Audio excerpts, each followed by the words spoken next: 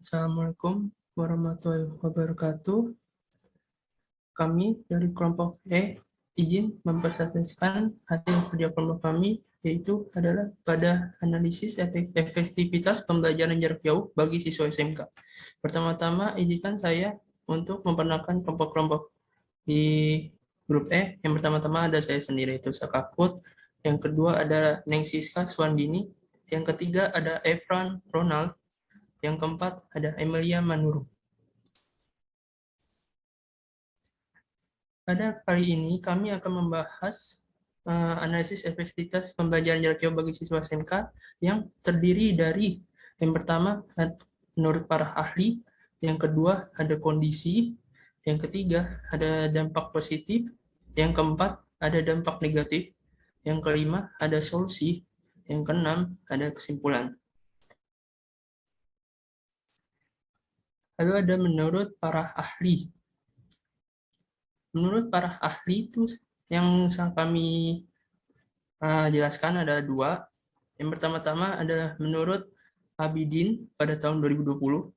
Beliau mengatakan efektivitas pembelajaran merupakan salah satu acuan pengukur untuk menentukan tercapai atau tidaknya tujuan dari pelaksanaan pembelajaran dan memberikan peluang kepada peserta didik untuk dapat mengembangkan kesempatan belajar secara luas. Yang kedua ada menurut Pramita. Pada tahun 2021, beliau mengatakan terkait kendala-kendala yang dihadapi oleh guru maupun peserta didik ditinjau dari tersedianya fasilitas belajar maupun proses penyampaian materi pelajaran oleh guru. Maka perlu diadakan evaluasi sehingga menimbulkan perbaikan dan perhatian pemerintah secara optimal.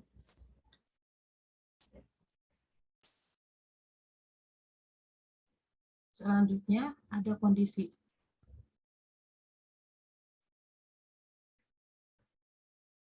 Dapat kita perhatikan pada gambar berikut di bawah ini.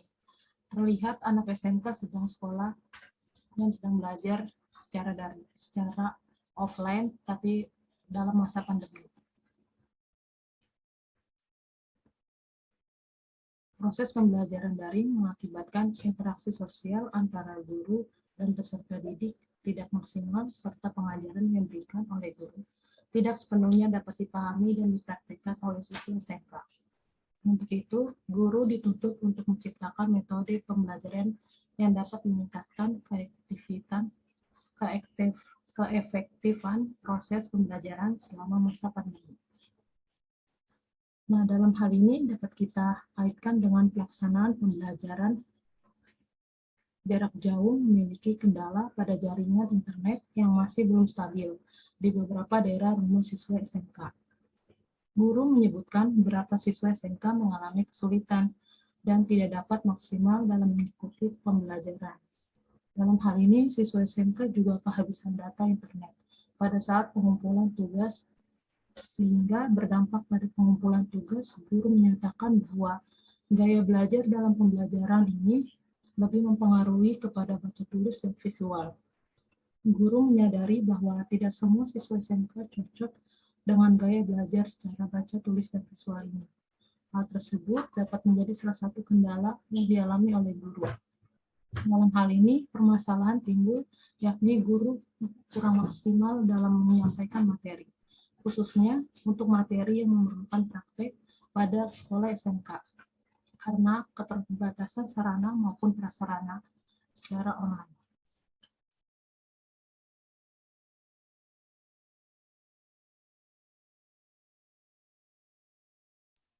Selanjutnya adalah dampak positif dari pembelajaran jarak jauh. Pertama-tama, unsur utama pembelajaran itu terdiri dari komponen pendidik dan peserta didik. Kegiatan pembelajaran ditujukan agar dapat mampu perubahan pengetahuan, keterampilan, maupun sikap kritis. Selain itu, hasil yang diharapkan dapat kita terlatih siswa SMK untuk menghadapi perubahan, sehingga dapat beradaptasi dengan. Selain itu, dampak positif yang dirasakan oleh siswa SMK dapat berupa menumbuhkan sikap mandiri dalam belajar. Dengan pembelajaran jarak jauh ini, siswa SMK dituntut baik dalam mencari informasi maupun menyelesaikan tugas terkait materi yang sedang dipelajari. Yang kedua, meningkatkan pembelajaran radikal atau meningkatkan literasi digital pada siswa SMP.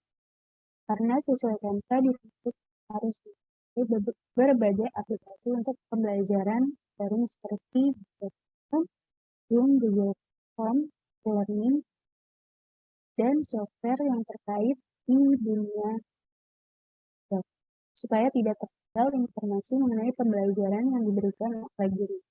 Yang ketiga, memanfaatkan waktu untuk hal yang produktif.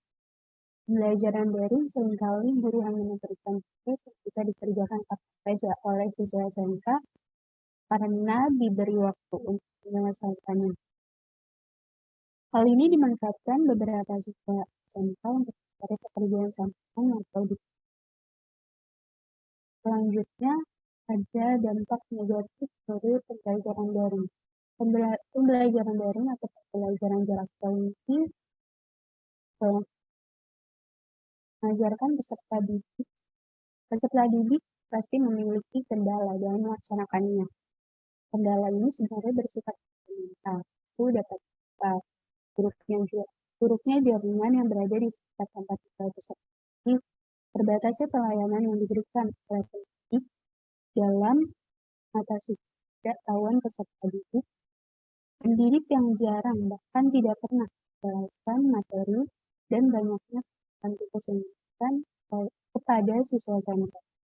Selain itu, siswa SMK kadang merasa pembelajaran jarak jauh ini kurang efektif, kurang bisa dipahami, kurang nyaman, karena intensitas untuk berinteraksi langsung dengan guru itu berkurang.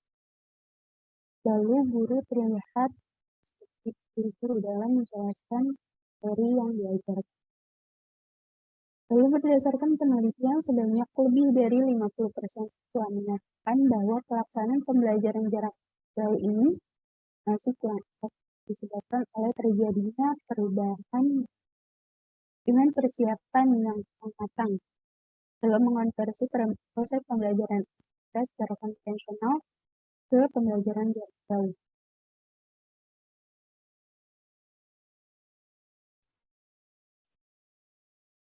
Selanjutnya, untuk solusi sendiri, guru memberikan kesempatan kepada siswa SMK untuk bertanya dan berdiskusi saat pembelajaran daring berlangsung. Memperoleh hasil pada kategori efektif, hasil tersebut menunjukkan bahwa guru telah memberikan kesempatan kepada siswa SMK untuk bertanya dan berdiskusi dalam pembelajaran daring. Menyatakan bahwa keaktifan siswa bertanya dan berdiskusi dalam kegiatan pembelajaran menjadi salah satu faktor terpenting dalam mempengaruhi pengetahuan, perkembangan, kompetensi, dan keterampilan dari siswa SMK. Solusi yang ditawarkan yang lain, jika saat ini sebagian besar peserta didik SMK masih merasa bahwa pembelajaran daring kurang atau belum efektif, mungkin suatu saat siswa SMK sudah dapat menyesuaikan diri dan mulai terbiasa dengan sistem belajar via online. Seiring dengan berkembangnya teknologi, penerapan kelas digital juga dapat mencapai ketuntasan belajar dan terjadi peningkatan yang signifikan pada minat dan hasil belajar siswa SMK. Dengan begitu, pembelajaran jarak jauh dapat menciptakan pembelajaran yang efektif serta nyaman bagi siswa SMK di tengah pandemi COVID-19. Walaupun esensi dari pembelajaran konvensional tidak dapat terganti, namun komunikasi yang ditunjang oleh teknologi dapat menghadirkan lingkungan sosial di ruang nyata, digantikan oleh kehadiran di ruang digital. Hanya saja penyampaian pesan nonverbal tidak dapat dilakukan sepenuhnya. Untuk solusi yang lain, bisa menggunakan unified communication. Penggunaan unified communication ini dapat dijadikan sebagai solusi masalah pendidikan di seluruh dunia seperti di kalangan SMK. Hadirnya komunikasi terpadu dapat membantu siswa SMK dalam menambah dan mengembangkan pengalaman belajar melalui pengajaran di tempat, konferensi video, dan berbagai file secara real time. Selanjutnya, kesimpulan. Pembelajaran jarak jauh pada siswa SMK merupakan pendekatan pembelajaran yang dilakukan di saat pandemi. Hal ini dirasa memang belum efektif dalam pelaksanaannya. Tetapi walaupun begitu, pembelajaran daring masih menjadi satu-satunya pilihan yang tersedia di masa pendidikan saat ini. Contohnya dengan penggunaan non-native communication dalam bidang komunikasi berbasis IP yang dapat membantu peserta didik dalam mengembangkan pelajaran di tempat konferensi video dan berbagai file secara real-time. Peningkatan efektivitas pembelajaran jarak jauh dapat ditempuh dengan manajemen pembelajaran. Bagi siswa SMK, manajemen pembelajaran memiliki tujuan berupa mengembangkan potensi, tanggung jawab, dan disiplin siswa SMK agar menjadi manusia yang mencerminkan perilaku maupun pengetahuan yang berada di ranah positif. Guru juga harus lebih aktif dalam mengarahkan dan membimbing siswa dalam pelajaran, sehingga guru dan orang tua harus bekerja sama agar pelaksanaan belajar secara daring dapat berjalan secara efektif. Sekian dari kelompok kami, lebih dan kurangnya mohon dimaafkan. Terima kasih.